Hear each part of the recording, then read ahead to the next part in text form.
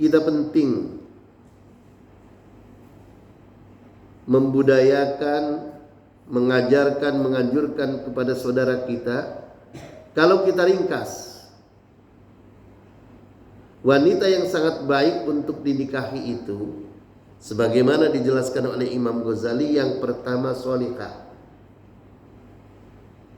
Nanti di belakang kenapa kok mesti solihah. Yang kedua berbudi mulia, akhlak dan agamanya. Jadi solihah, berbudi mulia, akhlak dan agamanya ini satu. Yang ketiga cantik. Cantik itu relatif. Yang keempat maharnya ringan. Ini ajaran agama itu menganjurkan maharnya itu jangan mahal-mahal. Ada adat-adat tertentu itu di daerah tertentu, pemuda yang akan menikahi gadis itu kesulitan. Seperti di daerah Jazirah Arabia itu ada yang kesulitan menikahi karena mahalnya sangat mahal. Daerah tertentu juga ada yang menggunakan kerbau umpamanya. Masya Allah.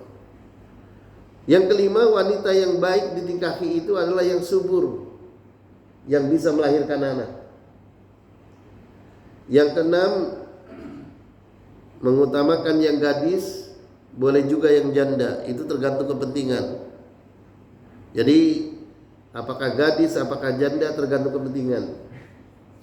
Karena Nabi pertama kali yang dinikahi adalah janda, baru setelah istri pertamanya almarhum baru menikahi yang keduanya. Artinya apa? Berkaitan dengan gadis dan janda itu memang dianjurkan gadis, tetapi ada juga yang berkaitan dengan kenapa janda lebih utama ketimbang gadis. Hadirin rahimakumullah, bernasab mulia, bukan kerabat dekat. Dianjurkan bukan kerabat dekat. Karena ternyata kalau kerabat dekat itu gennya itu menjadi kurang cemerlang. Tapi kalau bukan kerabat dekat itu insya Allah menjadi jauh lebih bagus. Jadi kecerdasan anak itu kadang sangat luar biasa, manakala kemudian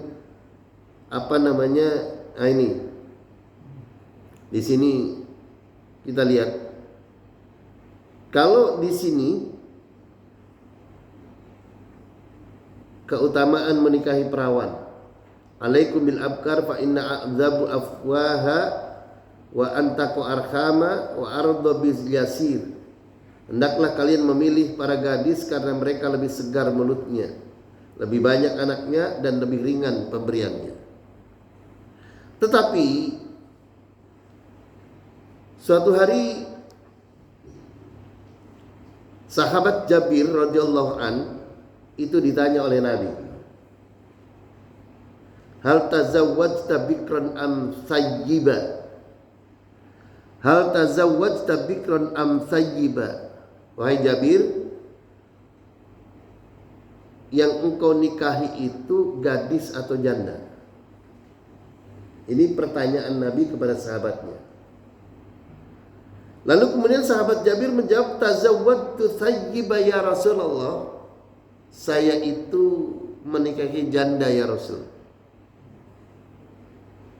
Kemudian Rasul mengatakan, halla tazawwajta bikran tula'ibuha wa tula'ibuk. Wahai Jabir, mengapa engkau tidak menikahi gadis supaya kamu bisa bersenang-senang dengannya dan ia bisa bersenang-senang denganmu?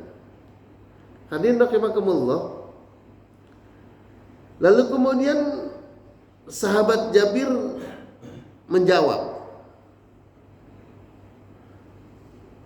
ya Rasulullah, tuwfiya walidi awistushida. Ya Rasul, aku nikahi janda itu karena ayahku telah meninggal syahid di medan perang ya Rasul. Saya menikahi janda itu ya Rasul karena ayahku syahid di medan perang.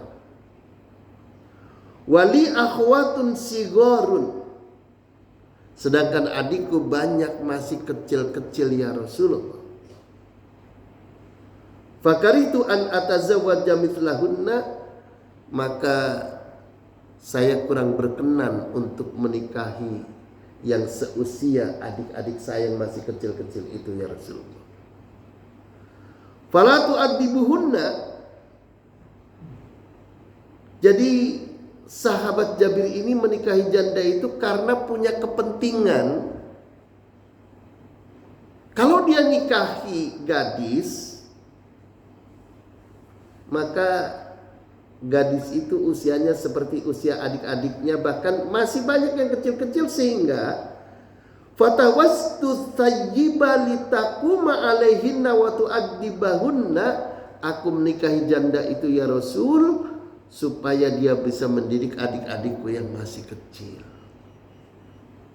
Jadi karena itu menikahi janda atau gadis tergantung kepentingan. Tergantung kepentingan. Jadi kalau ada duda anaknya kecil-kecil banyak ya, kalau yang dinikahi gadis, ya, Masya Allah. Karena itu tergantung kepentingan.